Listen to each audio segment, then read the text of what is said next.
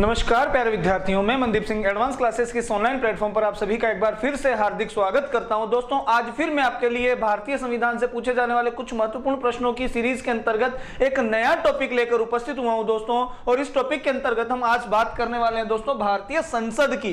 दोस्तों, संसद से जो महत्वपूर्ण प्रश्न पूछे जाते हैं उन महत्वपूर्ण प्रश्नों का एक कलेक्शन दोस्तों मैं आपके सामने लेकर उपस्थित हुआ हूं। दोस्तों, आज हम बात करने वाले हैं भारतीय संसद से पूछे जाने वाले महत्वपूर्ण प्रश्नों की। चलिए दोस्तों देखते हैं। यह रहा पहला प्रश्न हमारे सामने। आइए साथियों, संसद के दोनों सदनों का संयुक्त अधिवेशन आयोजित होता है। दोस्तों, संसद के जो दोनों सदनों की संयुक्त बैठक बुलाई जाती है वो कब बुलाई जाती है? भारत के राष्ट्रपति के निर्वाचन के लिए? तो नहीं भाई, राष्ट्रपति के निर्वाचन में संसद के दोनों सदनों की संयुक्त बैठक नहीं बुलाई जाती है। और भारत के उपराष्ट्रपति के निर्वाचन के लिए तो दोस्तों उपराष्ट्रपति के चुनाव के लिए भी संसद के दोनों सदनों की संयुक्त बैठक नहीं बुलाई जाती है। संविधान में संशोधन से संबंधित विधेयकों को पारित करने के लिए तो दोस्तों संविधान संशोधन विधेयकों के संबंध में भी संसद के दोनों सदनों की बैठक बुलाना अनिवार्य नहीं है, लेकिन गतिरोध उत्पन्न होने पर बुलाई जा सकती है। तो एक ऐसे विधेयक पर विचार करने के लिए और उसे पारित करने के लिए जिस पर संसद के दोनों सदनों में मतभेद हो, दोस्तों यह हो जाएगा यहां पर इस प्रश्न का सही आंसर, ऑप्शन नंबर 4। दोस्तों, संसद के दोनों सदनों की जो संयुक्त बैठक बुलाई जाती है वो राष्ट्रपति के द्वारा बुलाई जाती है। राष्ट्रपति भारतीय संविधान के अनुच्छेद 108 के अंतर्गत संसद के दोनों सदनों की संयुक्त बैठक बुला सकता है। और दोस्तों, संयुक्त बैठक जो बुलाई जाती है वो कब बुलाई जाती है? जब संसद के दोनों सदनों के बीच में किसी विधेयक पर मतभेद उत्पन्न हो जाए या कोई भी गतिरोध उत्पन्न हो जाए, उस समय दोस्तों राष्ट्रपति के द्वारा संसद के दोनों सदनों की संयुक्त बैठक बुलाई जाती है। बढ़ते हैं अगले प्रश्न की ओर। संसद का संयुक्त अधिवेशन किस परिस्थिति में बुलाया जाता है? दोस्तों, इसी प्रकार का क्वेश्चन है जिस पर हमने अभी बात की है। संसद के दोनों सदनों का संयुक्त अधिवेशन किस स्थिति में बुलाया जाता है? जब एक सदन द्वारा पारित विधेयक दूसरा सदन अस्वीकार कर दे। भाई सही बात है, अगर एक सदन से कोई विधेयक पारित हो जाए और दूसरा सदन उसे अस्वीकार कर दे तो संयुक्त बैठक बुलाई जा सकती है। ऑप्शन 1 सही है। यहाँ पर किसी विधेयक पर किए गए संशोधन से दोनों सदन असहमत हों। दोस्तों, अगर कोई संशोधन किया गया है और उस संशोधन से संसद के दोनों सदन असहमत हैं तो भी राष्ट्रपति संसद के दोनों सदनों की संयुक्त बैठक बुला सकता है। यहां पर ऑप्शन नंबर ब भी दोस्तों सही है। देखते हैं ऑप्शन नंबर स। यदि दूसरे सदन के पास पहले सदन द्वारा पारित विधेयक 6 माह से लंबित हो। दोस्तों, यदि एक सदन से विधेयक पारित कर दिया गया है और विधेयक दूसरे सदन में भेज दिया गया है और दूसरे सदन में वो 6 माह से पेंडिंग चल रहा है या लंबित चल रहा है, दूसरे सदन ने उसे पारित नहीं किया है, तब भी राष्ट्रपति के द्वारा संसद के दोनों सदनों की संयुक्त बैठक बुलाई जा सकती है। तो यहाँ पर ऑप्शन नंबर स भी सही हो जाएगा और ऑप्शन नंबर ड उपरोक्त सभी। तो दोस्तों यहाँ पर ऑप्शन नंबर डी जो है ये इस प्रश्न का सही आंसर माना जाएगा क्योंकि उपरोक्त तीनों कथन बिल्कुल सही हैं। तो ऑप्शन नंबर डी दोस्तों इस प्रश्न का सही आंसर हो जाएगा, उपरोक्त सभी। बढ़ते हैं दोस्तों अगले प्रश्न की ओर। अगला प्रश्न दोस्तों, संसद के दोनों सदनों के संयुक्त अधिवेशनों की अध्यक्षता कौन करता है? दोस्तों, बहुत इजी क्वेश्चन है और कई बार एग्जाम में पूछा गया क्वेश्चन भी है। दोस्तों, संसद के जो दोनों सदनों की संयुक्त बैठक राष्ट्रपति के द्वारा बुलाई जाती है, इन बैठकों की अध्यक्षता करते हैं दोस्तों भारत के लोकसभा के अध्यक्ष। लोकसभा अध्यक्ष के द्वारा दोस्तों संसद के दोनों सदनों की संयुक्त बैठकों की अध्यक्षता की जाती है। बढ़ते हैं दोस्तों अगले प्रश्न पर। चलिए, भारत की संघीय व्यवस्थापिका को किस नाम से जाना जाता है? बहुत इजी क्वेश्चन है, लॉलीपॉप क्वेश्चन है दोस्तों। ऐसे क्वेश्चंस पर ज्यादा समय के लिए नहीं रुक सकते हम। संसद इस प्रश्न का सही आंसर हो जाएगा। संसद हमारे देश की व्यवस्थापिका है या संसद ही हमारे देश की विधायिका है। संसद के द्वारा ही हमारे देश के शासन का संचालन किया जाता है और संसद ही हमारे देश के लिए विधियों का निर्माण करती है। अतः भारत की जो संघीय व्यवस्थापिका है वो किसे कहा गया है? संसद को कहा गया है। नेक्स्ट क्वेश्चन दोस्तों, संसद का स्थायी सदन है। दोस्तों, कंफ्यूजन नहीं होना है हमें यहाँ पर ऐसे क्वेश्चंस में। बहुत इजी क्वेश्चन है, बहुत ही ज्यादा इजी क्वेश्चन है दोस्तों। कई बार हम ओवर कॉन्फिडेंस में आकर इस तरह के क्वेश्चंस को गलत कर देते हैं। तो दोस्तों यहाँ पर पूछा गया है स्थायी सदन। स्थायी सदन से तात्पर्य जो भंग नहीं होता है, जिसे कभी भी किसी भी परिस्थिति में भंग नहीं किया जा सकता। तो दोस्तों हमने राज्यसभा में देखा था कि राज्यसभा कभी भी भंग नहीं होती है क्योंकि राज्यसभा संसद का एक स्थायी सदन है। और दोस्तों अगर हम लोकसभा की बात करें तो लोकसभा जो है वो प्रत्येक 5 वर्ष में भंग होती है, अर्थात तो लोकसभा अस्थायी सदन हो जाएगी। तो दोस्तों इस प्रश्न का सही आंसर क्या हो जाएगा? Option number 2 Rajya Sabha. बढ़ते हैं अगले प्रश्न पर। निम्नलिखित में से किसे संसद का अभिन्न अंग माना जाता है? तो दोस्तों बहुत सीधा प्रश्न है, बहुत ही इजी क्वेश्चन है। इस प्रश्न का सही आंसर हो जाएगा राष्ट्रपति। राष्ट्रपति को संसद का अभिन्न अंग माना गया है। दोस्तों अभिन्न अंग क्यों माना गया है? तो बात करते हैं संसद की। संसद का कार्य क्या है? देश के लिए कानून बनाना या देश के लिए विधियों का निर्माण करना। और विधि निर्माण की जो प्रक्रिया है दोस्तों वो क्या है? तो संसद के 2 सदन होते हैं। संसद के 2 सदन हैं दोस्तों, कौन कौन से? लोकसभा और राज्यसभा। लोकसभा और राज्यसभा, संसद के दोनों सदनों से पारित विधेयक। दोस्तों अगर देश के लिए कोई कानून बनाना है तो विधेयक किसी भी सदन में लाया जा सकता है, लोकसभा में भी और राज्यसभा में भी विधेयक को लाया जा सकता है। और दोस्तों जैसे सपोज दैट हम राज्यसभा में विधेयक लेकर आए तो राज्यसभा से पारित होने के बाद विधेयक लोकसभा में जाएगा, लोकसभा से पारित होने के बाद विधेयक कहां पर जाएगा? राष्ट्रपति के पास जाएगा और विधेयक राष्ट्रपति के हस्ताक्षर से कानून बन जाता है। दोस्तों विधि निर्माण की जो प्रक्रिया है वो संसद से प्रारंभ होती है और राष्ट्रपति के पास जाकर पूर्ण हो जाती है।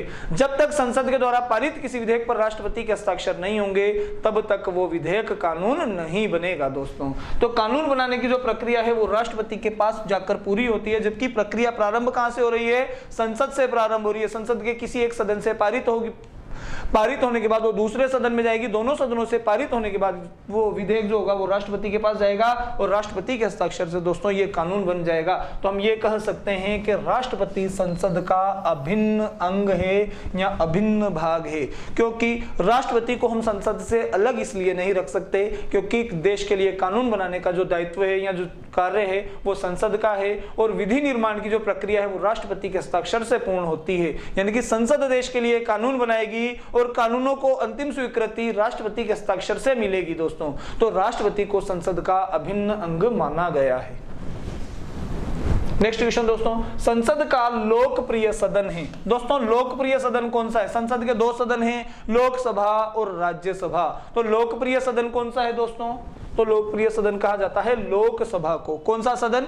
संसद का लोकप्रिय सदन हो जाएगा लोकसभा। दोस्तों लोकसभा के जो सदस्य होते हैं इनका चुनाव जनता के द्वारा प्रत्यक्ष रूप से किया जाता है और जनता अपने लोकप्रिय प्रतिनिधियों को या अपने लोकप्रिय जनप्रतिनिधियों को चुनकर लोकसभा में भेजती है। इसलिए हम ये कह सकते हैं कि लोकसभा जो है वो लोकप्रिय सदन है और लोकसभा के सदस्यों को जनता चुनती है, तो हम लोकसभा को जनता का सदन भी कह सकते हैं। जनता अपने लोकप्रिय प्रतिनिधियों को चुनती है, इसीलिए लोकसभा को जो है लोकप्रिय सदन भी कहा गया है। अगले क्वेश्चन की ओर बढ़ते हैं दोस्तों। किसी संसद सदस्य की अयोग्यता के संदर्भ में अंतिम निर्णय कौन करता है?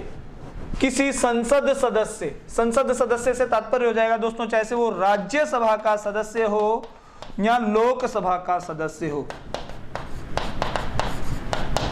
दोस्तों लोकसभा या राज्यसभा के जो सदस्य होते हैं इनके चुनाव में इनकी योग्यता अयोग्यता संबंधी जो भी विवाद हो जाते हैं उन विवादों पर अंतिम निर्णय जो करते हैं वो है भारत के राष्ट्रपति।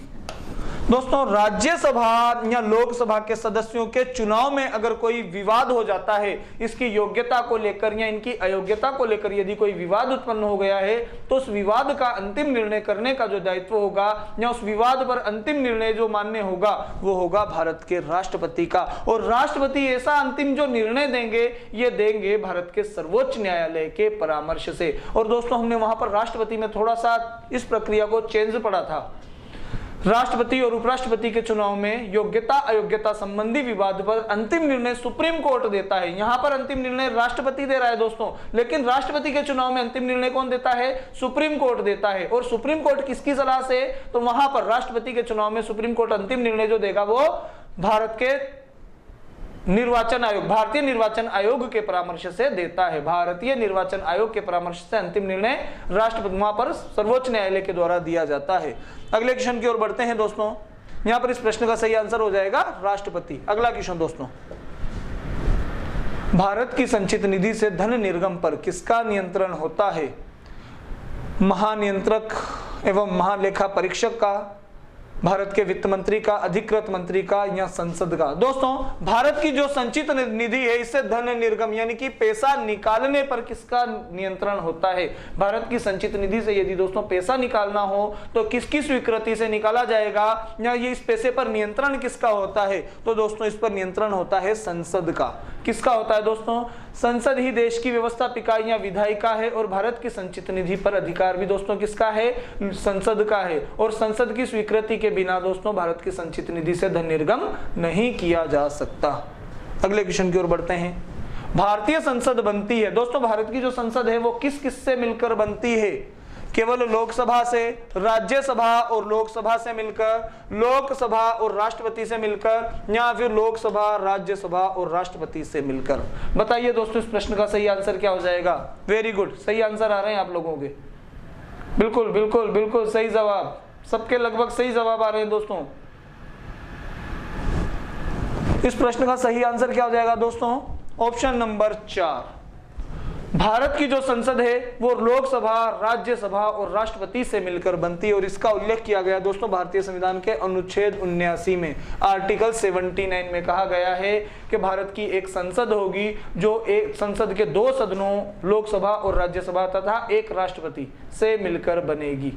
भारत की एक संसद होगी जिसका गठन एक राष्ट्रपति और 2 सदनों से मिलकर होगा। 2 सदन कौन कौन से? लोकसभा और राज्यसभा। तो लोकसभा, राज्यसभा और राष्ट्रपति से मिलकर संसद का जो है गठन होता है दोस्तों। बढ़ते हैं अगले प्रश्न पर। संसद के सत्र होते हैं दोस्तों, संसद के कौन कौन से सत्र होते हैं? बजट सत्र, मानसून सत्र, शीतकालीन सत्र या ये सभी? तो दोस्तों संसद के वर्तमान में 3 सदन आयोजित किए जाते हैं, क्रमशः बजट सत्र, फिर उसके बाद मानसून सत्र और उसके बाद शीतकालीन सत्र। तो यहाँ पर सही आंसर जो हो जाएगा वो क्या हो जाएगा दोस्तों? ये सभी संसद के ये तीनों सत्र होते हैं दोस्तों। बढ़ते हैं अगले प्रश्न पर।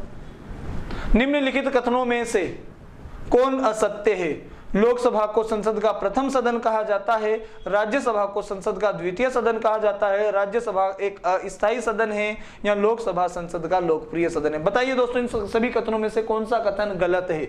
चलिए एक बार अवलोकन करते हैं दोस्तों इस प्रश्न में दिए गए ऑप्शंस का, इस प्रश्न का सही आंसर क्या होगा? तो लोकसभा को संसद का प्रथम सदन कहा जाता है। किसको दोस्तों? लोकसभा को संसद का प्रथम सदन कहा जाता है। क्या लोकसभा को संसद का प्रथम सदन कहा जाता है? हाँ दोस्तों कहा जाता है। तो ये ऑप्शन हो जाएगा आपका सही। और इसने यहां पर पूछा है कौन सा असत्य है? राज्यसभा को संसद का द्वितीय सदन, किसको दोस्तों? तो राज्यसभा को संसद का द्वितीय सदन कहा जाता है। कहा जाता है क्या? बताइए, क्या राज्यसभा संसद का द्वितीय सदन है? वेरी गुड, राज्यसभा को ही संसद का द्वितीय सदन कहा जाता है। ये ऑप्शन भी आपका हो जाएगा सही। आगे देखते हैं दोस्तों ऑप्शन नंबर 3, राज्यसभा एक अस्थायी सदन है। क्या है राज्यसभा? अस्थायी सदन। क्या राज्यसभा अस्थायी सदन है? नहीं दोस्तों, राज्यसभा एक स्थायी सदन है। राज्यसभा कभी भी भंग नहीं होती है, जबकि लोकसभा एक अस्थायी सदन है। तो दोस्तों ऑप्शन नंबर 3 क्या हो जाएगा हमारा? गलत हो जाएगा। लोकसभा संसद का लोकप्रिय सदन है। तो दोस्तों जो लोकसभा है ये संसद का लोकप्रिय सदन। क्या संसद को क्या लोकसभा को संसद का लोकप्रिय सदन कहा जाता है? हाँ दोस्तों कहा जाता है। तो यहाँ पर सही आंसर क्या हो जाएगा दोस्तों? ऑप्शन नंबर 3 हो जाएगा, क्योंकि क्वेश्चन में पूछा गया है कौन सा कथन असत्य है। ऑप्शन नंबर 1, ऑप्शन नंबर 2 और ऑप्शन नंबर 4 तो सत्य हैं। यहाँ पर ऑप्शन नंबर 3 जो है कि राज्यसभा एक अस्थायी सदन है, ये ऑप्शन दोस्तों एक गलत ऑप्शन है। तो इस प्रश्न का सही आंसर क्या हो जाएगा? राज्यसभा एक अस्थायी सदन है। अगले क्वेश्चन की ओर बढ़ते हैं साथियों। संसद का निम्न सदन एवं उच्च सदन क्रमशः है। दोस्तों हमें यह देखना है कि दिए गए क्रमानुसार क्रमशः कौन सा सदन संसद का निम्न सदन है और उसके बाद कौन सा सदन उच्च सदन है। इसी क्रम में हमें ऑप्शंस देखने हैं दोस्तों। तो निम्न सदन कौन सा है दोस्तों? राज्यसभा को निम्न सदन कहा जाता है क्या? नहीं कहा जाता। लोकसभा को कहा जाता है क्या? हाँ लोकसभा को कहा जाता है, लेकिन लोकसभा यहाँ भी है। तो इन दोनों में से हमारा एक आंसर निकल के आने वाला है। यहाँ राज्यसभा तो ये भी नहीं होगा। तो निम्न सदन कौन सा है? लोकसभा है दोस्तों। अब इसके बाद हम देखते हैं उच्च सदन। पहला सदन हमें मिल गया कि निम्न सदन कौन सा है? लोकसभा है। तो हमारा आंसर ऑप्शन नंबर 2 और ऑप्शन नंबर 3 में से निकल कर आने वाला है। तो दोस्तों आगे देखिएगा, दूसरा सदन हमें देखना है उच्च सदन कौन सा है। तो विधानसभा तो दोस्तों राज्य के विधानमंडल में होती है, ये संसद में होती ही नहीं है। तो संसद का दूसरा सदन कौन सा है? राज्यसभा, जो कि संसद का उच्च सदन भी है। तो दोस्तों सही क्रम कौन सा हो जाएगा? ऑप्शन नंबर 2, निम्न सदन लोकसभा और उच्च सदन कौन सा? राज्यसभा। ऑप्शन नंबर 2 यहां पर इस प्रश्न का सही जवाब हो जाएगा। अगला क्वेश्चन साथियों, संसद के 2 क्रमिक अधिवेशनों के बीच में अधिकतम कितना समयांतराल की अनुमति है? संसद के 2 जो क्रमिक अधिवेशन होते हैं उसमें अधिकतम कितने समय का अंतर रखा जा सकता है दोस्तों? तो बताइए इस प्रश्न का सही आंसर क्या हो जाएगा? इस प्रश्न का सही आंसर हो जाएगा दोस्तों 6 माह। संसद के जो 2 अधिवेशन होते हैं उन 2 अधिवेशनों के बीच में 6 महीने से ज्यादा का अंतर नहीं होना चाहिए। अधिकतम जो अंतराल पूछा गया है दोस्तों, अधिकतम समयांतराल वो कितना होना चाहिए? 6 माह, यानी कि 6 महीने से पहले आपको संसद का सत्रीय अधिवेशन बुलाना ही पड़ेगा। 6 महीने से ज्यादा का आपको वहां पर अंतराल नहीं लेना चाहिए या नहीं लेना, यह संविधान में कहा गया है दोस्तों। तो संसद के 2 क्रमिक अधिवेशनों के बीच में अधिकतम कितना समय अंतराल की अनुमति है? तो अधिकतम 6 महीने की अनुमति, इससे ज्यादा की हमें अनुमति नहीं है। भारतीय संसद के 2 सदनों की संयुक्त बैठक की भारतीय संसद के दोनों सदनों की संयुक्त बैठक किस संबंध में होती है? दोस्तों संयुक्त बैठक किस संबंध में होती है या संयुक्त बैठक जो है वो किस विधेयक पर बुलाई जाती है? तो संविधान संशोधन विधेयकों पर गतिरोध होने पर बुलाई जा सकती है, अन्यथा नहीं बुलाई जा सकती। कुछ क्रिटिकल कंडीशंस में बुलाई जा सकती है, नहीं तो नहीं। और वित्त विधेयक, धन विधेयक और विनियोग विधेयक पर संयुक्त बैठक नहीं बुलाई जाती है दोस्तों। तो यहाँ पर इस प्रश्न का सही आंसर हो जाएगा दोस्तों साधारण विधेयक। और भारत के उपराष्ट्रपति के निर्वाचन में भी संयुक्त बैठक नहीं बुलाई जाती है। तो इस प्रश्न का सही आंसर क्या जाएगा दोस्तों? साधारण विधेयकों के संबंध में राष्ट्रपति संसद के दोनों सदनों की संयुक्त बैठक बुला सकते हैं। अगला प्रश्न साथियों आइए, साधारण विधेयकों से संबंधित गतिरोध को दूर करने के लिए संसद के दोनों सदनों की संयुक्त बैठकें कौन बुलाता है? तो दोस्तों संसद के दोनों सदनों की संयुक्त बैठक बुलाने का जो अधिकार है वो केवल राष्ट्रपति को प्राप्त है। और राष्ट्रपति जी भारतीय संविधान के आर्टिकल 108 के अनुसार, अनुच्छेद 108 के अनुसार संसद के दोनों सदनों की संयुक्त बैठक बुला सकते हैं। किस अनुच्छेद के अनुसार दोस्तों? तो अनुच्छेद 108 के अनुसार राष्ट्रपति संसद के दोनों सदनों की संयुक्त बैठक बुला सकते हैं। और किस विधेयक पर दोस्तों? केवल साधारण विधेयक पर यह बैठकें बुलाई जा सकती है। अगले प्रश्न पर बढ़ते हैं। भारत के संविधान में कहा गया है कि भारत की संसद के 3 अंग होते हैं। इनमें से एक अंग लोकसभा है, दूसरा अंग जो है वो राज्यसभा है, जबकि तीसरा अंग कौन सा होगा? तो दोस्तों इस प्रश्न पर हम पहले भी परिचर्चा कर चुके हैं। भारतीय संसद का तीसरा अंग किसे माना जाएगा या भारतीय संसद का अभिन्न अंग किसे माना जाएगा? अगर 2 अंग लोकसभा और राज्यसभा है तो तीसरा अंग कौन सा होगा? तो दोस्तों तीसरा अंग कौन सा हो जाएगा? राष्ट्रपति हो जाएगा। बढ़ते हैं अगले प्रश्न पर। भारतीय संसद के कितने अंग हैं भाई? तो 3 अंग हैं। अभी हमने बात की लोकसभा, राज्यसभा और राष्ट्रपति संसद के 3 अंग हैं। भारतीय संविधान के किस अनुच्छेद में कहा गया है कि संघ के लिए एक संसद होगी जो कि राष्ट्रपति और 2 सदनों से मिलकर बनेगी? तो दोस्तों इसका उल्लेख भारतीय संविधान के अनुच्छेद 79 आर्टिकल 79 में स्पष्ट रूप से देखने को मिलता है। आर्टिकल 79 में कहा गया है कि भारत की एक संसद होगी और संसद का गठन संसद के 2 सदनों और एक राष्ट्रपति से मिलकर होगा। दोस्तों देखते हैं हम आर्टिकल, तो इसके लिए आप याद रखिएगा दोस्तों सरला स से संसद और संसद के गठन के प्रावधान दोस्तों आर्टिकल 79 में दिए गए हैं। र से राज्यसभा और राज्यसभा के गठन के जो प्रावधान है वो अनुच्छेद 80 में देखने को मिलते हैं। और ल से हमें याद रखना है लोकसभा और लोकसभा के गठन के प्रावधान दोस्तों अनुच्छेद 81 में दिए गए हैं। तो दोस्तों यहां से हम ये याद रख सकते हैं स से संसद। तो संसद के जो गठन के प्रावधान है वो किस अनुच्छेद में? तो आर्टिकल 79 में हमें देखने को मिलते हैं। अगले प्रश्न पर बढ़ते हैं साथियों आइए। संसद के किसी सदस्य की सदस्यता तब समाप्त समझी जाती है यदि वह बिना सदन को सूचित किए अनुपस्थित रहता है। 60 दिन, 90 दिन, 120 दिन या 150 दिन? तो दोस्तों इस प्रश्न का सही आंसर हो जाएगा 60 दिन। दोस्तों यदि संसद का कोई भी सदस्य, चाहे लोकसभा का हो या राज्यसभा का सदस्य हो, दोस्तों यदि कोई सदस्य अपने सदन को सूचित किए बगैर वो लगातार 2 महीने तक अनुपस्थित रहता है तो उसकी सदस्यता को समाप्त किया जा सकता है। अनुपस्थित रहता है तो सदस्य की सदस्यता को समाप्त किया जा सकता है। क्वेश्चन में पूछा गया है दोस्तों, संसद के किसी सदस्य की सदस्यता तब समाप्त समझी जाएगी जब वह बिना सदन को बिना सूचित किए लगातार 60 बैठकों में अनुपस्थित रहता है। तो बढ़ते हैं दोस्तों अगले प्रश्न पर। चलिए, भारतीय संसद के कितने सदन हैं? दोस्तों यहाँ पर सदन पूछे गए हैं, अंग नहीं पूछे गए, तो यहाँ पर सही आंसर क्या होगा? 2, ऑप्शन नंबर 2, और आंसर भी क्या हो जाएगा दोस्तों? 2। संसद के कितने सदन है? 2 सदन है। कौन कौन से 2 सदन हैं? तो लोकसभा और राज्यसभा, दोनों संसद के 2 सदन हैं, लोकसभा और राज्यसभा। अगले प्रश्न पर बढ़ते हैं साथियों। एक वर्ष में कम से कम कितनी बार संसद की बैठक होना अनिवार्य है? दोस्तों यहाँ पर अनिवार्य या आवश्यक पूछा गया, ये नहीं पूछा गया कि वर्तमान में संसद की बैठक या संसद के जो अधिवेशन है या जो संसद के सत्र है वो कितने बार बुलाए जाते हैं। तो वर्तमान नहीं पूछा गया, यहाँ पर आवश्यक रूप से पूछा गया है। आवश्यक रूप से संसद के जो एक वर्ष में 2 सदन बुलाना अनिवार्य होता है, जबकि वर्तमान समय में 3 सत्र बुलाने की प्रथा प्रचलित है। दोस्तों वर्तमान में 3 सत्र बुलाए जाते हैं, जबकि अनिवार्य रूप से आपको 2 सत्र तो बुलाने ही चाहिए। अगले प्रश्न पर बढ़ते हैं साथियों। संसद के दोनों सदनों का सत्र का अवसान करना या सत्र को समाप्त करना, ये किसके अधिकार क्षेत्र में है? दोस्तों संसद के सत्र को समाप्त कौन कर सकता है या संसद का सत्रावसान कौन कर सकता है? तो ये कर सकता है दोस्तों भारत का राष्ट्रपति। दोस्तों राष्ट्रपति ही संसद के सत्र को आहूत करते हैं, यानी कि संसद के सत्र को आमंत्रित करते हैं, और राष्ट्रपति ही संसद के सत्र का सत्रावसान भी कर सकते हैं। कौन कर सकते हैं दोस्तों? राष्ट्रपति। तो इस प्रश्न का सही आंसर क्या हो जाएगा? राष्ट्रपति हो जाएगा। अगला प्रश्न साथियों, लोकसभा और राज्यसभा की संयुक्त बैठक कब होती है? जब राष्ट्रपति बुलाए तभी हो जाती है? नहीं भाई, राष्ट्रपति विशेष परिस्थिति में बुलाएगा तभी होगी। जब राष्ट्रपति बुला ले तब नहीं होगी।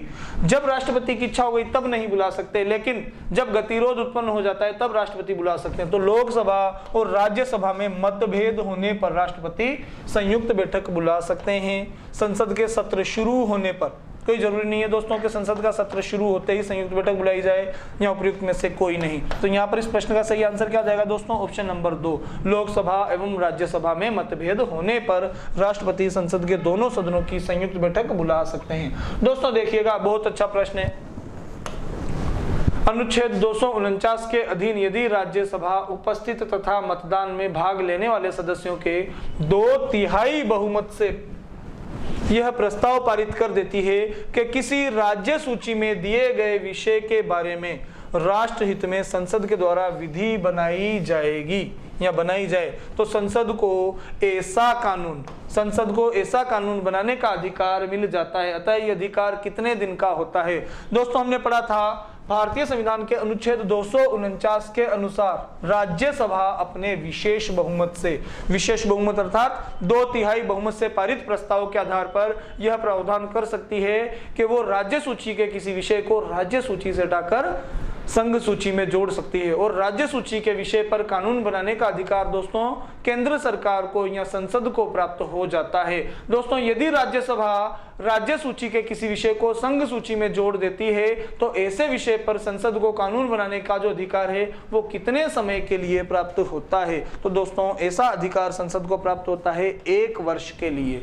यदि राज्यसभा राज्य सूची के किसी विषय को संघ सूची में जोड़ देती है तो उस विषय पर कानून बनाने का जो अधिकार है वो संसद को मिल जाता है। किसको मिल जाता है दोस्तों? संसद को ऐसा कानून बनाने का अधिकार मिल जाता है। और यह अधिकार कितने दिन का होगा? तो यह अधिकार होगा दोस्तों 1 वर्ष का। ऐसे विषय पर जो राज्य सूची के विषय को अगर राष्ट्रीय सूची में जोड़ा गया है या संघ सूची में जोड़ा गया है तो ऐसे विषय पर संसद 1 वर्ष तक कानून बना सकती है, और संसद के द्वारा बनाया गया कानून 1 वर्ष तक के लिए मान्य होगा। फिर उसके बाद की जो परिस्थिति होगी दोस्तों, संसद में प्रस्ताव पारित करके उसको बढ़ाया जा सकता है। तो वो ऐसा कानून जो है उस पर अगर ऐसा कोई प्रावधान किया जाता है तो उस पर संसद 1 वर्ष तक के लिए कानून बना सकती है।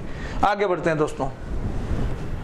लोकसभा के अध्यक्ष को अध्यक्ष पद की शपथ कौन दिलाता है? दोस्तों लोकसभा के अध्यक्ष जो होंगे इनको अध्यक्ष पद की शपथ कौन दिलाता है? तो दोस्तों हमने पढ़ा था कि लोकसभा के अध्यक्ष और उपाध्यक्ष जो होते हैं ये संसद के सदस्यों में से ही चुने जाते हैं और ये अपने पद की विशेष शपथ नहीं लेते हैं, ये संसद के सामान्य सदस्य की भांति शपथ लेते हैं। तो इन्हें कोई भी व्यक्ति शपथ नहीं दिलाता है।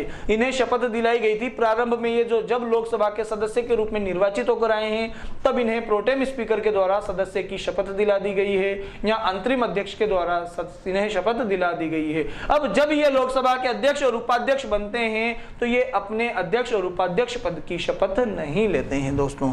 तो यहाँ पर देखते हैं हम, राष्ट्रपति दिलाता है नहीं दिलाता, प्रधानमंत्री दिलाता है नहीं दिलाता, उच्चतम न्यायालय का न्यायाधीश दिलाता है नहीं दिलाता, तो उपयुक्त में से कोई भी नहीं दिलाता, यानी कि इन्हें शपथ ही नहीं दिलाई जाती है। अध्यक्ष, लोकसभा के अध्यक्ष और लोकसभा के उपाध्यक्ष को अध्यक्ष और उपाध्यक्ष पद की शपथ कोई भी नहीं दिलाता है दोस्तों, क्योंकि अपने पद की शपथ लेते ही नहीं है। ये सदस्य के रूप में सामान्य शपथ ग्रहण करते हैं और वो इन्हें प्रोटेम स्पीकर के द्वारा दिला दी गई है।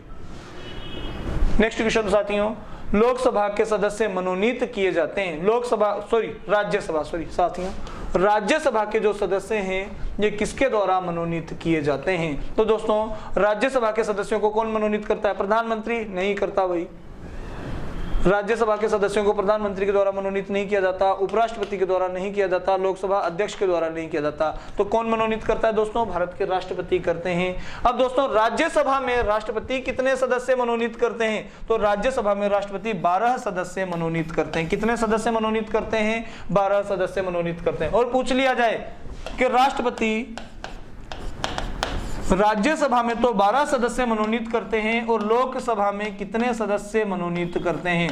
तो लोकसभा में राष्ट्रपति के द्वारा दोस्तों 2 सदस्यों को मनोनीत किया जाता है जो कि आंग्ल भारतीय समुदाय से होते हैं या एंग्लो इंडियन कम्युनिटी से ये होते हैं दोस्तों।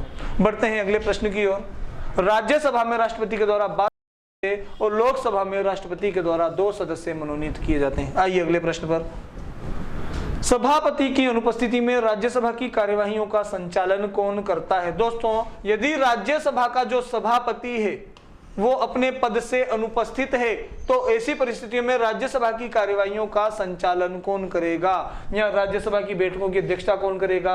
बैठकों को आमंत्रित कौन करेगा? बैठकों को स्थगित कौन कर सकता है? या राज्यसभा की जो भी कार्यवाहियां हैं उन समस्त कार्यवाहियों का संचालन किसके द्वारा किया जाता है? देखो दोस्तों, सभापति की अनुपस्थिति में राज्यसभा की जो कार्यवाहियों का संचालन किया जाता है ये किया जाता है राज्यसभा के उपसभापति के द्वारा। दोस्तों सभापति होता है उपराष्ट्रपति, और उपराष्ट्रपति या राज्यसभा का जो सभापति है वो अपने पद पर कार्य करने में असमर्थ है या वो अनुपस्थित है, अपने पद पर कार्य करने के लिए वो उपस्थित नहीं है, तो सभापति की अनुपस्थिति में राज्यसभा का जो उपसभापति होगा वो सभापति की समस्त कार्यवाहियों का वास्तविक कार्यवाहियों का संचालन करता है और उसकी समस्त शक्तियों का वास्तविक रूप में भी प्रयोग करता है। दोस्तों भारतीय संविधान के अनुच्छेद 79 आर्टिकल 79 के अनुसार भारतीय संसद का अंग है लोकसभा, राज्यसभा या राष्ट्रपति अर्थात उपयुक्त सभी। बताइए दोस्तों, इस प्रश्न पर आज हम गहन अध्ययन कर चुके हैं। बताइए इस प्रश्न का सही आंसर क्या होगा? भारतीय संविधान के अनुच्छेद 79 के अनुसार भारतीय संसद का अंग है लोकसभा अंग है, राज्यसभा अंग है या राष्ट्रपति अंग है। अगर यह पूछा होता कि कौन अभिन्न अंग है तो अभिन्न अंग में हम स्पष्ट रूप से कह देते राष्ट्रपति, लेकिन इसने पूछा है अंग कौन है तो अंग उपयुक्त सभी, तीनों इसके अंग हैं तो उपयुक्त सभी यहाँ पर इस प्रश्न का सही आंसर हो जाएगा। अगला प्रश्न साथियों आइए, वित्त विधेयक को पेश करने के कितने दिनों के अंदर राज्यसभा को स्वीकारना पड़ता है?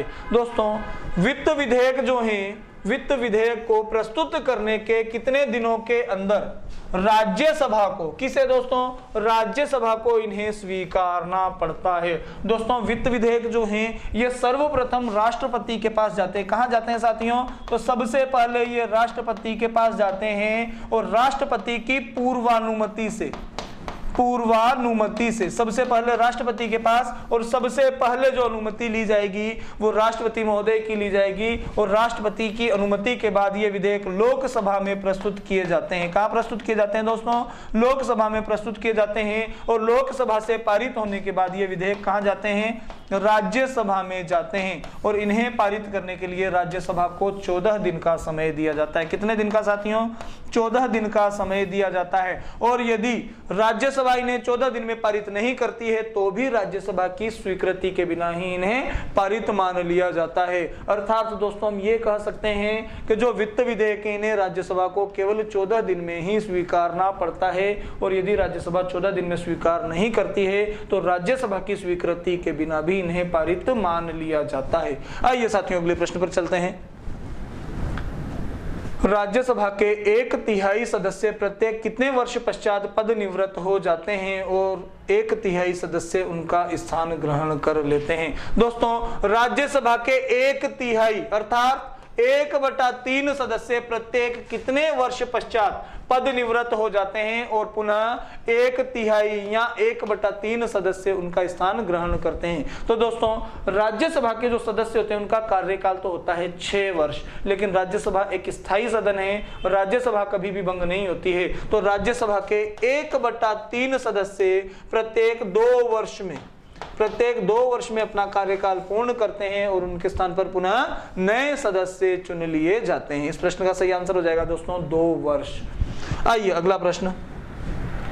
राज्यसभा का सभापति जो कि कौन होता है? उपराष्ट्रपति होता है। राज्यसभा का सभापति संसद के दोनों सदनों के संयुक्त अधिवेशनों की अध्यक्षता, दोस्तों राज्यसभा का जो सभापति होता है अर्थात उपराष्ट्रपति संसद के दोनों सदनों के संयुक्त अधिवेशनों की अध्यक्षता कर सकता है, नहीं कर सकता है, या लोकसभा अध्यक्ष की अनुपस्थिति में कर सकता है, या आपातकाल के दौरान कर सकता है। दोस्तों जो उपराष्ट्रपति होगा ये संसद के दोनों सदनों की संयुक्त बैठकों की अध्यक्षता कर सकता है क्या? नहीं कर सकता। लोकसभा अध्यक्ष की अनुपस्थिति में भी नहीं कर सकता। लोकसभा अध्यक्ष अगर अनुपस्थित होगा तो लोकसभा का उपाध्यक्ष जो होगा वो संसद के दोनों सदनों की संयुक्त बैठकों की अध्यक्षता करेगा, और आपातकालीन परिस्थितियों में भी उपराष्ट्रपति राज्यसभा की बैठकों की अध्यक्षता नहीं कर सकता। साथियों प्रश्न का सही आंसर हो जाएगा कि उपराष्ट्रपति संसद के दोनों सदनों की संयुक्त बैठकों की अध्यक्षता नहीं कर सकता। आइए अगले प्रश्न पर चलते हैं।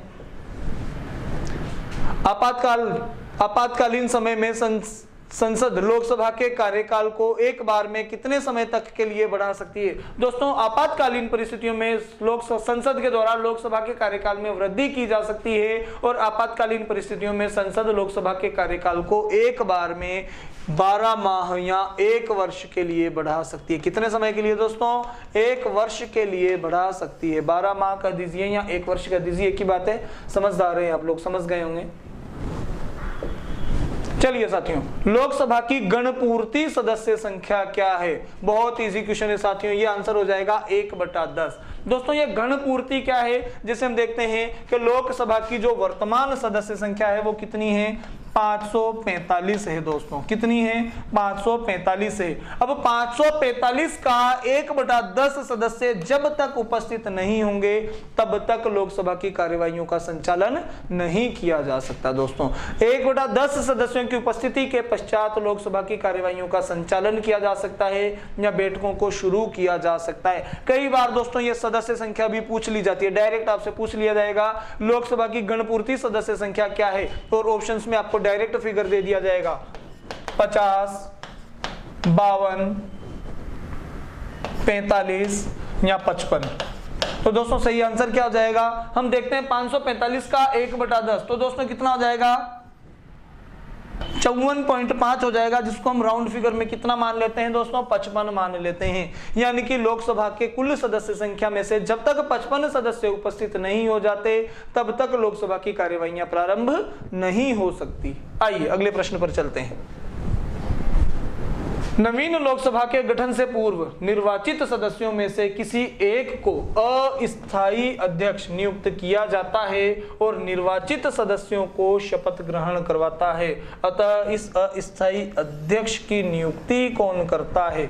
नियुक्ति कौन करता है? दोस्तों हम देखते हैं कि जो नवीनतम लोकसभा है, लोकसभा आम चुनावों के बाद नवीन लोकसभा के गठन से पूर्व निर्वाचित सदस्यों में से किसी एक को, यानी कि दोस्तों जो नवीनतम लोकसभा है उसके जितने भी नवनिर्वाचित सदस्य हैं, निर्वाचित सदस्यों में से, यानी कि जो ऐसे सदस्य जो अभी निर्वाचित होकर आए हैं, उन सदस्यों में से किसी एक को अस्थायी अध्यक्ष के रूप में नियुक्त किया जाता है। अध्यक्ष नहीं है दोस्तों, अध्यक्ष से पहले अस्थायी अध्यक्ष के रूप में एक सदस्य को नियुक्त किया जाता है, जिसे हम प्रोटेम स्पीकर के नाम से भी जानते हैं अथवा अंतरिम अध्यक्ष के नाम से भी हम इसे जानते हैं। दोस्तों अंतरिम अध्यक्ष कह दीजिए, प्रोटेम स्पीकर कह दीजिए या अस्थायी अध्यक्ष कह दीजिए, दोस्तों एक ही बात हो जाएगी।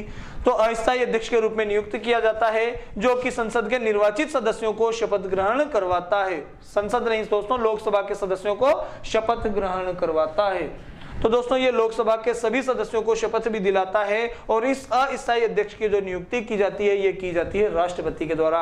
दोस्तों लोकसभा के जो सभी नवनिर्वाचित सदस्य हैं, उन नवनिर्वाचित सदस्यों में से राष्ट्रपति के द्वारा किसी एक सदस्य को प्रोटेम स्पीकर के रूप में नियुक्त किया जाता है, और प्रोटेम स्पीकर को शपथ भी राष्ट्रपति दिलाता है। अब प्रोटेम स्पीकर का कार्य ये हो जाता है कि लोकसभा के जो शेष सदस्य बचे हैं, उन शेष सदस्यों को शपथ दिलाएगा प्रोटेम स्पीकर। और प्रोटेम स्पीकर को शपथ किसने दिला दी? राष्ट्रपति ने दिला दी। और प्रोटेम स्पीकर को उसके पद पर नियुक्त भी किसने किया था? तो राष्ट्रपति ने किया था। तो प्रोटेम स्पीकर की नियुक्ति कौन करता है दोस्तों? तो भारत का राष्ट्रपति करता है। अगला प्रश्न चलिए साथियों, प्रथम लोकसभा की प्रथम बैठक कब संपन्न हुई? दोस्तों जो पहली लोकसभा थी, पहली लोकसभा की पहली बैठक कब हुई थी? पहली बैठक कब हुई थी? तो दोस्तों हम पहली लोकसभा की बात करते हैं। प्रथम लोकसभा का जो गठन है वो किया गया था 17 अप्रैल को। कब किया गया था दोस्तों? 17 अप्रैल 1952 को पहली लोकसभा का गठन किया गया था। और पहली लोकसभा की पहली बैठक जो हुई थी दोस्तों, वो हुई थी 13 मई 1952 को। कब हुई थी दोस्तों? 13 मई 1952 को प्रथम लोकसभा की प्रथम बैठक हुई थी। चलिए, राज्यसभा का सर्वप्रथम गठन, दोस्तों पहली बार जो राज्यसभा का गठन किया गया था वो किस दिन किया गया? तो 3 अप्रैल 1952 को पहली बार राज्यसभा का गठन किया गया था। दोस्तों बहुत इजी क्वेश्चन है। दल बदल से संबंधित कोई प्रश्न या विवाद पर अंतिम निर्णय किसका होगा? अब इस प्रश्न का जवाब दोस्तों आप दीजिए मुझे। क्वेश्चन दोस्तों बहुत इजी है, लेकिन थोड़ा सा क्वेश्चन को टर्मिनेट किया गया है। आप कंसंट्रेशन रखिएगा क्वेश्चंस पर, और क्वेश्चन को दोबारा पढ़िएगा, आंसर अपने आप मिल जाएगा आपको। हमने क्या पढ़ा है क्लास में, तो इसका आंसर आपको सीधा वहीं से मिल जाएगा। बस थोड़ा सा कंसंट्रेशन रखिएगा दोस्तों, और आंसर निकालिए इस प्रश्न का। क्या होगा यदि संसद का किसी भी सदन का कोई सदस्य दल बदल से संबंधित कोई प्रश्न पर विवाद होता है, तो अंतिम निर्णय किसका होगा?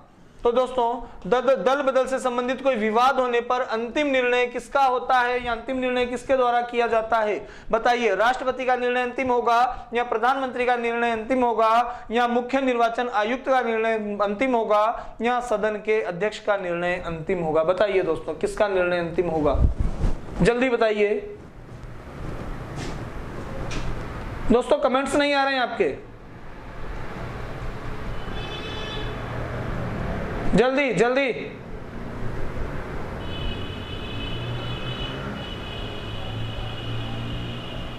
चलिए दोस्तों बात करते हैं इस प्रश्न के सही आंसर की।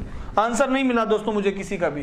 तो सदन का जो अध्यक्ष होता है वो दल बदल से संबंधित कोई विवाद होने पर अंतिम निर्णय करता है। दोस्तों अगर लोकसभा का कोई सदस्य दल बदल के जो कानून बनाए गए हैं, दल बदल के प्रावधानों का उल्लंघन करता है, तो उस सदन के विरुद्ध कार्यवाही करने का जो अधिकार, उस सदस्य के विरुद्ध जो कार्यवाही करने का अधिकार होगा वो उस सदन के अध्यक्ष को होगा। दोस्तों अगर लोकसभा का कोई सदस्य लोकसभा में दल बदल से संबंधित नियमों का उल्लंघन करता है, तो लोकसभा अध्यक्ष उस सदस्य के विरुद्ध कार्यवाही कर सकते हैं, और लोकसभा अध्यक्ष का निर्णय ही अंतिम और सर्वमान्य होगा।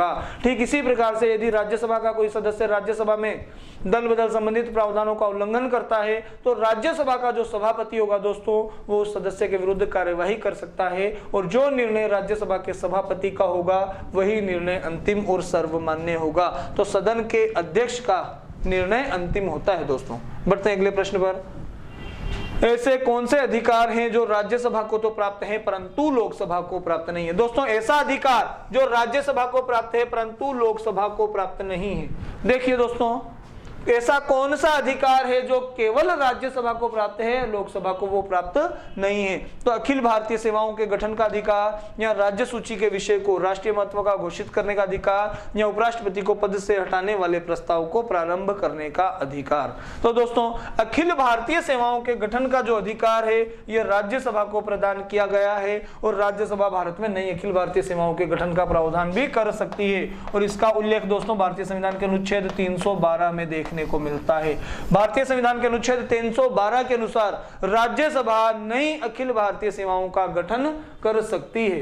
इसके अलावा हम देखते हैं दोस्तों राज्य सूची के किसी विषय को राष्ट्रीय महत्व का घोषित करना, जैसा कि अभी हमने स्टार्टिंग में देखा था दोस्तों, भारतीय संविधान के अनुच्छेद 249 के अनुसार राज्यसभा राज्य सूची के किसी विषय को राष्ट्रीय महत्व का घोषित कर सकती है, यानी कि राज्य सूची से किसी विषय को उठाकर उसको संघ सूची में जोड़ सकती है। तो दोस्तों उपराष्ट्रपति को पद से हटाने वाला जो प्रस्ताव है यह राज्यसभा में ही प्रारंभ होता है, और राज्यसभा से पारित होने के बाद लोकसभा में यह केवल परामर्श मात्र के लिए जाता है। यदि लोकसभा चाहे तो उस विधेयक पर अपना परामर्श दे सकती है। तो दोस्तों उपराष्ट्रपति को पद से हटाने वाला प्रस्ताव जो है यह भी केवल राज्यसभा में ही पारित होना अनिवार्य है। तो ये तीनों ऑप्शन जो हैं, ये तीनों जो अधिकार हैं, ये केवल राज्यसभा को प्राप्त है, लोकसभा को प्राप्त नहीं है। तो यहाँ सही आंसर हो जाएगा उपयुक्त सभी। ऑप्शन नंबर 4 इस प्रश्न का सही आंसर हो जाएगा दोस्तों। अगला प्रश्न, भारतीय संसद के उच्च सदन को राज्यसभा में राज्यों का स्थान दिया गया है। दोस्तों राज्यसभा के जो सदस्य होते हैं उनकी जो सदस्य संख्या है, इस सदस्य संख्या का निर्धारण किस आधार पर किया गया है? जनसंख्या के आधार पर इन्हें प्रतिनिधित्व प्रदान किया गया है, या प्रधानमंत्री के द्वारा इस सदस्य संख्या को निर्धारित किया गया है, या मुख्य निर्वाचन आयुक्त के द्वारा इस सदस्य संख्या को निर्धारित किया गया है, या सदन के अध्यक्ष के द्वारा इस सदस्य संख्या को निर्धारित किया गया है? दोस्तों भारतीय संसद के उच्च सदन को राज्यसभा में राज्यों का स्थान दिया गया है, यानी कि किस राज्य से राज्यसभा में कितने सदस्य चुने जाएंगे इसका निर्धारण किस आधार पर किया जाता है? तो दोस्तों इसका निर्धारण होता है राज्य की जनसंख्या के आधार पर इन्हें प्रतिनिधित्व प्रदान किया गया है। सही आंसर हो जाएगा दोस्तों ऑप्शन नंबर 1, जनसंख्या के आधार पर इन्हें प्रतिनिधित्व प्रदान किया गया है। और इसीलिए दोस्तों प्रत्येक राज्यों में जो राज्यसभा की सदस्य संख्या है वो अलग अलग हो सकती हैं या अलग अलग हो जाती हैं। कोई विधेयक धन विधेयक है या नहीं है, इसको कौन प्रमाणित करता है? कोई विधेयक धन विधेयक है कि नहीं है, इसको कौन प्रमाणित करता है? दोस्तों लोकसभा अध्यक्ष, राष्ट्रपति, प्रधानमंत्री या संसद? दोस्तों धन विधेयकों को प्रमाणित करने का अधिकार किसको प्राप्त है? तो ये अधिकार प्रदान किया गया दोस्तों लोकसभा के अध्यक्ष को, जिसको हम स्पीकर भी कहते हैं, लोकसभा स्पीकर भी कहते हैं या लोकसभा अध्यक्ष भी कहते हैं। तो दोस्तों लोकसभा का जो अध्यक्ष होता है ये धन विधेयकों को प्रमाणित करता है और धन विधेयकों को अंतिम स्वीकृति भी प्रदान करता है। दोस्तों धन विधेयक जो प्रारंभ होते हैं ये होते हैं राष्ट्रपति की पूर्वानुमति से, और राष्ट्रपति की पूर्वानुमति के पश्चात इन्हें लोकसभा में प्रस्तुत किया जाता है। अब वो विधेयक धन विधेयक है या नहीं है इसका प्रमाण लोकसभा अध्यक्ष के द्वारा प्रस्तुत किया जाता है साथियों, या लोकसभा के स्पीकर के द्वारा इसका प्रमाण प्रस्तुत किया जाता है, या लोकसभा अध्यक्ष ने प्रमाणित करता है। आइए अगला प्रश्न आ गया हमारे सामने, लोकसभा का विघटन कौन कर सकता है, या लोकसभा को भंग करने का जो अधिकार है ये किसको प्रदान किया गया है? दोस्तों लोकसभा को भंग कौन कर सकता है? उच्चतम न्यायालय का मुख्य न्यायाधीश, भारत का प्रधानमंत्री, भारत का राष्ट्रपति, या इनमें से कोई नहीं? बताइए दोस्तों लोकसभा को भंग करने का अधिकार किसे प्रदान किया गया है? तो भारत का राष्ट्रपति जो है ये लोकसभा को भंग कर सकता है। दोस्तों भारतीय संविधान के अनुच्छेद 85 में कहा गया है, आर्टिकल 85 में ये कहा गया है कि राष्ट्रपति, भारत का जो राष्ट्रपति होगा, राष्ट्रपति प्राइम मिनिस्टर के परामर्श पर, प्रधानमंत्री के परामर्श के आधार पर, प्रधानमंत्री के परामर्श से लोकसभा को भंग कर सकते हैं या लोकसभा का विघटन कर सकते हैं, लोकसभा को भंग कर सकते हैं, भंग कर सकते हैं। दोस्तों अनुच्छेद 85 के अनुसार भारत के जो राष्ट्रपति हैं ये प्रधानमंत्री की सलाह के आधार पर लोकसभा को भंग कर सकते हैं। दोस्तों भंग कौन करेंगे यहाँ पर? तो भारत के राष्ट्रपति भंग करेंगे। और पूछा जाए कि अनुच्छेद 85 के अनुसार राष्ट्रपति लोकसभा को किसके परामर्श के आधार पर भंग कर सकता है? तो राष्ट्रपति प्रधानमंत्री के परामर्श से लोकसभा को भंग कर सकता है। तो दोस्तों यहाँ पर पूछा गया है कि लोकसभा का विघटन कौन करता है? यहाँ लोकसभा को भंग करने का जो अधिकार है वो किसे प्रदान किया गया है? तो भंग तो दोस्तों राष्ट्रपति ही करेंगे। भंग करने का अधिकार किसको प्राप्त है? राष्ट्रपति को प्राप्त है। तो राष्ट्रपति किसकी सलाह से भंग कर सकते हैं? तो प्रधानमंत्री की सलाह से भंग किया जा सकता है। दोस्तों आगे देखते हैं, राज्यसभा विघटित हो जाती है, यानी कि राज्यसभा भंग हो जाती है। कब भंग हो जाती है? प्रत्येक 2 वर्ष बाद, 4 वर्ष बाद, 6 वर्ष बाद या कभी नहीं। तो दोस्तों राज्यसभा एक स्थायी सदन है। क्या है? राज्यसभा स्थायी सदन है और राज्यसभा कभी भी भंग नहीं होती है। तो इसलिए दोस्तों हम कह सकते हैं कि राज्यसभा कभी भी भंग नहीं हो सकती, क्योंकि राज्यसभा संसद का एक स्थायी सदन है। तो यहाँ पर सही आंसर हो जाएगा दोस्तों ऑप्शन नंबर 4, कभी नहीं। राज्यसभा कभी भी भंग नहीं होती है या कभी भी विघटित नहीं होती है। लोकसभा के अध्यक्ष को अपना त्याग पत्र इसे संबोधित करना पड़ता है। लोकसभा का जो अध्यक्ष होगा दोस्तों, ये लोकसभा का अध्यक्ष अपना जो त्याग पत्र है ये किसे संबोधित करेगा? अर्थात लोकसभा अध्यक्ष अपना त्याग पत्र किसको देता है? दोस्तों लोकसभा का अध्यक्ष अपना त्याग पत्र भारत के प्रधानमंत्री को देता है, या राष्ट्रपति को देता है, या लोकसभा के उपाध्यक्ष को देता है, या भारत के उपराष्ट्रपति को देता है? बताइए दोस्तों, बहुत इजी क्वेश्चन है, बहुत ज्यादा सोचना नहीं है ऐसे क्वेश्चंस पर हमें। बताइए दोस्तों कि लोकसभा के जो अध्यक्ष होते हैं वो अपना त्याग पत्र किसको देते हैं? हमने देखा था कि अध्यक्ष उपाध्यक्ष को और उपाध्यक्ष अध्यक्ष को, अर्थात दोनों अपना त्याग पत्र एक दूसरे को देते हैं। तो लोकसभा का अध्यक्ष अपना त्याग पत्र किसको देगा दोस्तों? ये अपना त्याग पत्र देगा उपाध्यक्ष को। लोकसभा का अध्यक्ष अपना त्याग पत्र लोकसभा उपाध्यक्ष को देता है, और उपाध्यक्ष अपना त्याग पत्र किसको दोस्तों? तो उपाध्यक्ष अपना त्याग पत्र अध्यक्ष को देगा और अध्यक्ष अपना त्याग पत्र उपाध्यक्ष को देता है। बढ़ते हैं दोस्तों अगले प्रश्न की ओर।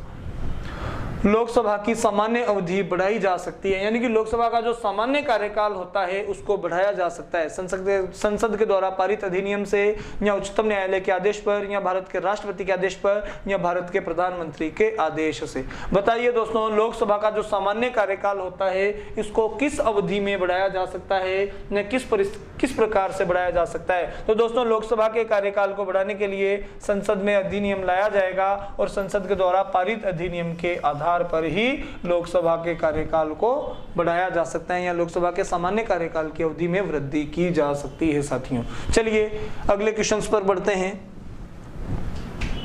निम्नलिखित में से कौन संसद के किसी भी सदन की कार्यवाहियों में सहभागी हो सकता है? सहभागी हो सकता है दोस्तों।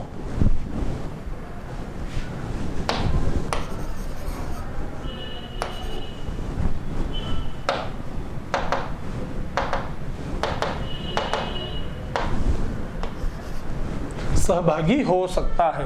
बताइए दोस्तों निम्नलिखित में से संसद के किसी भी सदन की कार्यवाहियों में सहभागी हो सकता है? कौन हो सकता है दोस्तों? तो उपराष्ट्रपति तो राज्यसभा के सभापति हैं, तो ये तो राज्यसभा की बैठकों में ही भाग लेंगे।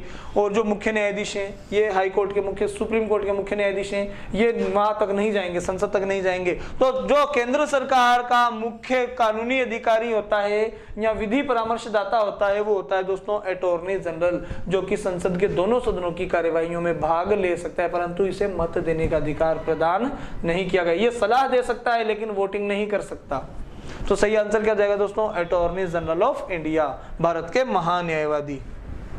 भारतीय संसद में दोस्तों हमें ऑप्शंस के आधार पर देखना है कि इस वाक्य को कौन पूर्ण करता है। भारतीय संसद में केवल प्रत्यक्ष रूप से निर्वाचित सदस्य होते हैं। तो भाई प्रत्यक्ष सदस्य तो होते हैं, लेकिन हम ये नहीं कह सकते कि केवल प्रत्यक्ष निर्वाचित सदस्य होते हैं। तो और हम ये भी नहीं कह सकते कि अप्रत्यक्ष निर्वाचित सदस्य होते हैं। तो केवल प्रत्यक्ष और केवल अप्रत्यक्ष नहीं हो सकते, क्योंकि प्रत्यक्ष भी होते हैं और अप्रत्यक्ष भी होते हैं। तो केवल प्रत्यक्ष भी नहीं होगा और केवल अप्रत्यक्ष भी नहीं होगा। और तीसरा यहाँ पर दिया है कि केवल नामांकित सदस्य होते हैं। तो भाई नामांकित सदस्य तो होते हैं, परंतु केवल नामांकित नहीं होते। तो प्रत्यक्ष सदस्य भी होते हैं, अप्रत्यक्ष रूप से निर्वाचित सदस्य भी होते हैं, और नामांकित सदस्य भी होते हैं। दोस्तों हम बात करें अगर संसद की, तो संसद में प्रत्यक्ष निर्वाचित सदस्य भी होते हैं, यानी कि जिनको जनता ने प्रत्यक्ष रूप से चुना है, और अप्रत्यक्ष निर्वाचित सदस्य भी इसके होते हैं। अप्रत्यक्ष रूप से निर्वाचित सदस्य भी इसमें होंगे, और दोस्तों नामांकित सदस्य भी यहाँ पर होते हैं।